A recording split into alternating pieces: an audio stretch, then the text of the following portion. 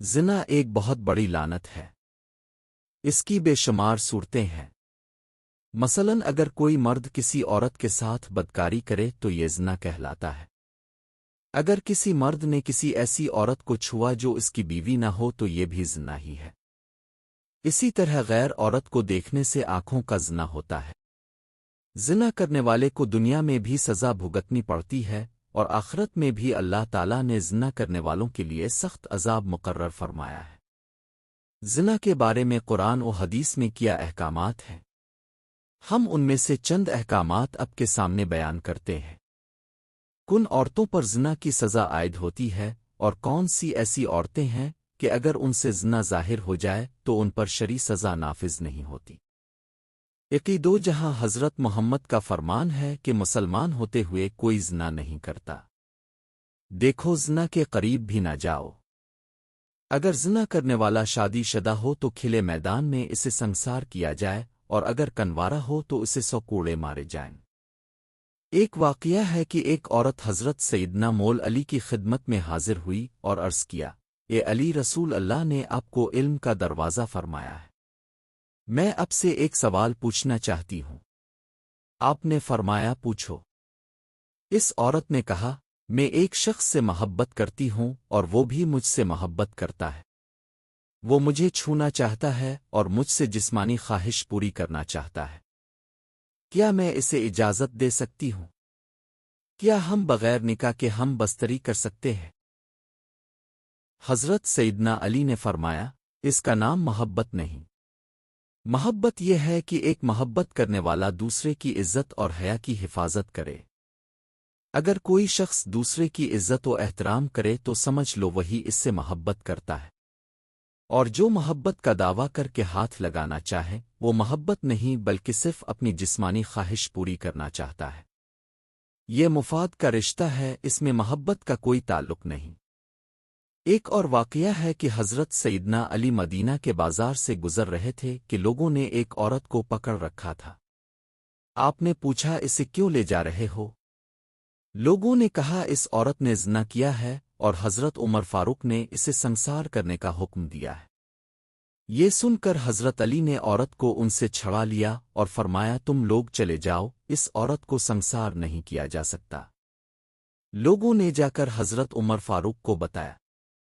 حضرت عمر نے سوچا کہ اگر علی نے ایسا کیا ہے تو ضرور کوئی وجہ ہوگی، کیونکہ رسول اللہ نے انہیں علم کا دروازہ فرمایا ہے۔ آپ نے حضرت علی کو بلایا اور فرمایا، اے علی، اپنے ایک زانیہ عورت کو سنسار ہونے سے روکا، اس کی کیا وجہ ہے؟ حضرت علی نے فرمایا، اے عمر، کیا آپ کو یاد نہیں کہ رسول اللہ نے فرمایا تھا کہ 3 قسم کے لوگوں کے گناہ نہیں لکھے جاتے؟ ایک وہ جو سویا ہو، دوسرا نابالغ بچہ، اور تیسرا وہ جو دیوانہ ہو۔ حضرت عمر نے فرمایا، مجھے یاد ہے۔ حضرت علی نے فرمایا، اس عورت کو کبھی کبھی جنون کے دورے پڑتے ہیں، ممکن ہے کسی نے اس کی حالت سے فائدہ اٹھایا ہو، کیونکہ یہ عورت کہہ رہی ہے کہ اس نے یہ گناہ نہیں کیا۔ یہ سن کر حضرت عمر نے اس عورت کو چھوڑ دینے کا حکم دیا۔ آج کل یہ لعنت عام ہو چکی ہے کہ بازاروں میں مرد و عورت ایک دوسرے سے ٹکراتے نظر آتے ہیں، ہاتھ لگ جاتے ہیں، اور پھر نوجوان فخر سے دوستوں کو یہ باتیں بتاتے ہیں، بلکہ دوسروں کو بھی اس گناہ پر ابھارتے ہیں۔ اگر کوئی نوجوان لڑکا یا لڑکی زنا کرے تو اس کا گناہ ان والدین اور بھائیوں کو بھی ملتا ہے جنہوں نے وقت پر شادی نہ کی۔ قیامت کے دن اللہ تعالیٰ ایسے والدین سے پوچھے گا کہ انہوں نے اولاد کی شادی میں تاخیر کیوں کی۔ قرآن کریم میں اللہ تعالیٰ کا فرمان ہے کہ پاک دامن عورتیں پاک دامن مردوں کے لیے ہے، یعنی جیسے تم ہو ویسی ہی بیوی اللہ تمہیں عطا فرمائے گا۔ زنا ایسی لعنت ہے جس سے انسان گناہ گار بھی بنتا ہے اور مختلف بیماریوں میں بھی مبتلا ہو جاتا ہے اور اللہ کی عبادت سے دور ہو جاتا ہے۔ حضرت امام شافعی سے منقول ہے کہ زنا ایک ایسا قرض ہے جو انسان خود پر لیتا ہے اور اسے اپنی بیوی، بیٹی یا بہن کی صورت میں ادا کیا جاتا ہے۔ زنا کبیرہ گناہ ہے، خود بھی اس سے بچو اور دوسروں کو بھی بچاؤ۔ اگر تم نے اپنی بدکاری کی بات کسی کو بتائی اور اس نے وہ گناہ کر لیا تو تم بھی برابر کے گناہ گار ہوگے۔ قرآن و حدیث میں زنا کے قریب جانے سے بھی سختی سے منع کیا گیا ہے۔ یہ بے حیائی اور برا راستہ ہے۔